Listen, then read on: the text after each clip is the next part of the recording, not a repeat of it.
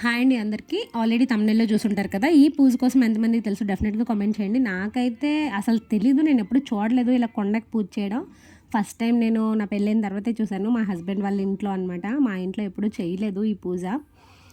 ఇది మెయిన్‌గా ఏంటంటే ఎవరైతే పిల్లల కోసం చేస్తారనమాట. పిల్లలు కావాలి అని ఎవరైతే అనుకుంటారో వాళ్ళు ఎక్కువ మంది చేస్తుంటారు ఈ పూజని. దీన్ని మహాలయ అని పిలుస్తారు వెస్ట్ బెంగాల్‌లో. కానీ మన తెలుగు స్టేట్స్‌లో అయితే దీన్ని పోలనమావాస్య, పోలాల అమావాస్య ఇలా చాలా పేర్లున్నాయి. దసరాకి ముందు పడతది అమావాస్య. అది కరెక్ట్‌గా అక్టోబర్ 2 వచ్చింది కదా! ఈ ఇయర్. అక్టోబర్ 2 చేసుకుంటారనమాట. చాలామంది ఏంటంటే ఆ అమావాస్యకి ముందు గురువారం కూడా గురువారం, శనివారం ఇలా ఆ రోజుల్లో కూడా చేసుకుంటారు. మా ఇంట్లో అయితే మెయిన్‌గా ఇలాగా ఒక కుండ నిండా ఉండ్రాలు చేసి, దానికి నీట్‌గా పసుపు అన్నీ రాసి, బొట్లు పెట్టి, ఇంకా పిండి వంటలు బూర్లు, గారెలు ఇవన్నీ చేస్తారు.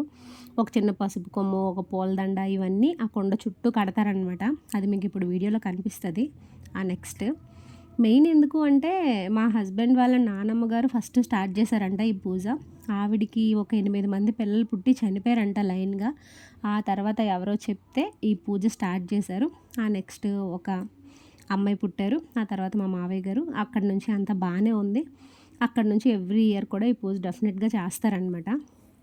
ఇది మెయిన్‌గా ఏంటంటే పార్వతీదేవిని పూజిస్తారు. పార్వతీదేవిని పోలేరమ్మ అని పిలుస్తారు కదా! దీని కథ ఏంటి అనేది నాకు మొత్తం తెలుసు కానీ, నేను ఈ వీడియోలో చెప్తే వీడియో లెంత్ చాలా తక్కువుంది. నేను చాలా చిన్న చిన్న క్లిప్సే రికార్డ్ చేశాను. అందుకు నేను ఈ వీడియోలో చెప్పట్లేదు.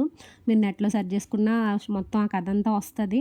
లేదు చెప్పమంటే నేను వేరేగా ఒక షార్ట్ అని రికార్డ్ చేసి పెడతాను. మీరు కామెంట్ చేయండి చెప్పమంటే చెప్తాను.